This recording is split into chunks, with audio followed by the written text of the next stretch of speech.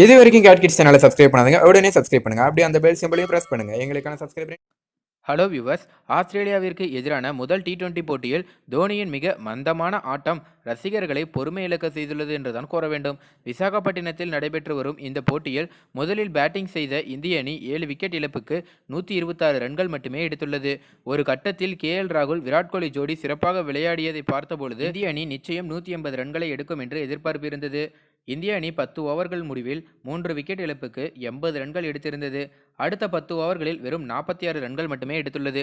ரோஹித் சர்மா 5 ரன்கள், ரிஷப் பண்ட் 3 ரன்கள், தினேஷ் கார்த்திக் 1 ரன்கள், குருணால் பாண்டியா 1 ரன்கள், உமேஷ் யாதவ் 2 ரன்கள் என அடுத்தடுத்து சொற்ப ரன்னில் ஆட்டமிழந்தனர். 15 ஓவர்களுக்குள் இந்திய அணி 6 விக்கெட்டுகளை இழந்துவிட்டது.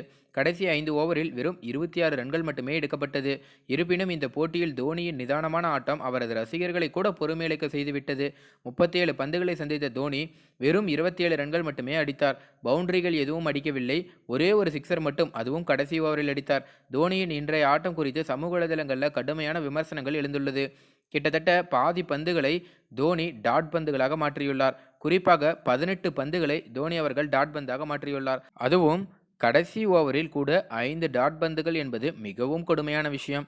தோனியிடம் இருந்து வந்த மிகவும் மோசமான பேட்டிங் இது என்று பலரும் குறிப்பிட்டுள்ளனர். அவரது ரசிகர்களே பலரும் மிகவும் வேதனையுடனும் கருத்து தெரிவித்துள்ளனர். ஏற்கனவே தோனி ஓய்வு பெற வேண்டும் என்று பலரும் கருத்து தெரிவித்து வந்தனர். இந்த போட்டி பலரும் அவரது ஓய்வு பற்றி பேச வைத்து விட்டதாகவே தெரிகிறது. குறைந்தபட்சம் T20 போட்டிகளில் இருந்து அவர் நாகரிகமான முறையில் ஓய்வு அறிவித்துவிட வேண்டும் என்று கிரிக்கெட் ஆர்வலர் ஒருவர் கூறியுள்ளார். அடுத்த போட்டியுடன் தோனி தனது ஓய்வை அறிவித்து விடுவார் என்று ஒருவர் ட்விட்டரில் தெரிவித்துள்ளார்.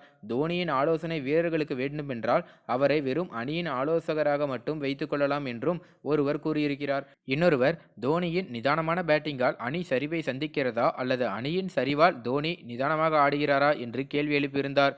விக்கெட் சரிவால் ஏற்பட்டுள்ள நெருக்கடி, கடினமான பிட்ச் என காரணங்கள் இருந்தாலும் கடைசி வரை ஷாட் அடிக்காமல் இருந்ததை எப்படி நியாயப்படுத்த முடியும் என்று தோனி ரசிகர் ஒருவர் கருத்து பதிவிட்டிருந்தார். சிலர் தோனியை இந்திய அணிக்காக விளையாடுவதை விட IPL போட்டிகளில் தான் ஆக்ரோஷமாக விளையாடுகிறார் என்று விமர்சித்துள்ளனர்.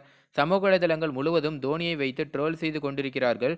இந்த இக்கட்டான நிலையில் அங்கொன்றும் இங்கொன்றுமாக சில ரசிகர்கள் மட்டும் தோனிக்கு ஆதரவாக கருத்து பதிவிட்டிருக்கிறார்கள். இந்திய அணி ஆல் அவுட் ஆகாமல் தடுத்து விட்டாரே, ஏன் இதனை எல்லோரும் பார்க்க தவறுகிறீர்கள் என்று தோனியின் ரசிகர் ஒருவர் கூறியிருந்தார். சிலர், தோனியை மட்டும் திட்டுகிறார்களே, T20 போட்டிகளில் தினேஷ் கார்த்திக் தொடர்ச்சியாக சொதப்பி வருகிறாரே, அவரை ஏன் எதுவும் சொல்ல மாட்டேங்கிறீங்க அப்படிங்கிற மாதிரியும் வேதனையோட ஒரு சிலர் கேள்வி எழுப்பியிருக்காங்க.